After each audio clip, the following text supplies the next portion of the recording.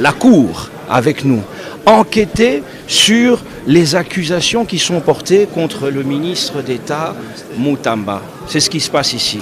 Donc je ne vais pas sortir de ce qui passe ici parce qu'en tant qu'avocat, je ne suis pas là pour commenter outre mesure le procès qui est en cours, mais juste pour des raisons pédagogiques, je peux vous dire que la Cour est en train de faire son enquête. C'est ce qu'on appelle l'instruction d'audience. Elle cherche à savoir si les accusations portées contre le prévenu par le procureur général sont fondées ou non.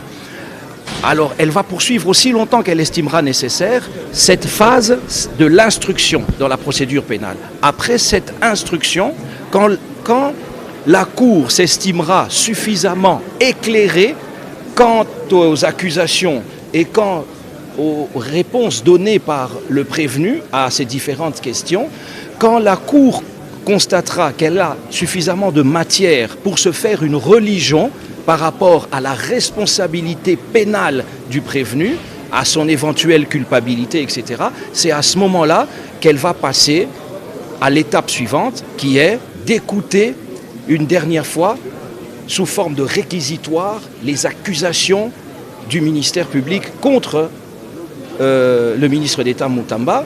Et ensuite, nous passerons à la phase des plaidoiries où les avocats de la défense démontreront, c'est notre mission, une fois pour toutes, l'innocence du prévenu qui plaide non coupable naturellement. Le ministre d'État Moutamba n'a pas détourné des deniers publics, il n'est coupable d'aucune infraction.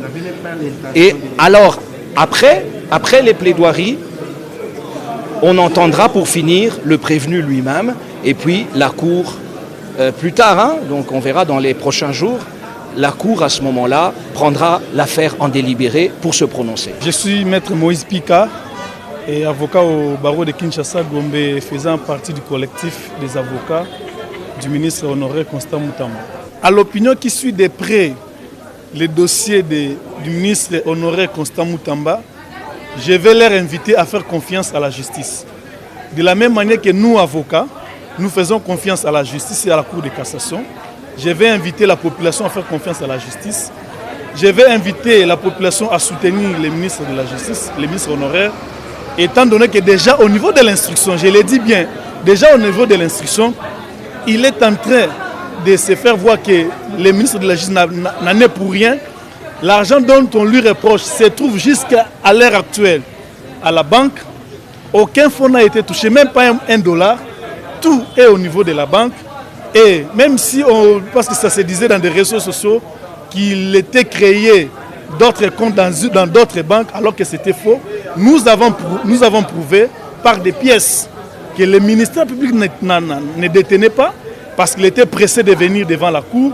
Nous avons prouvé par des pièces qu'il n'avait pas création d'autres comptes à l'endroit d'autres. Non, il était plutôt question, les comptes qui ont été créés par la même banque. Donc, à la population, nous allons appeler à rester sereins. Nous également, nous restons sereins, nous faisons confiance à notre justice, nous faisons confiance aux magistrats, nous faisons confiance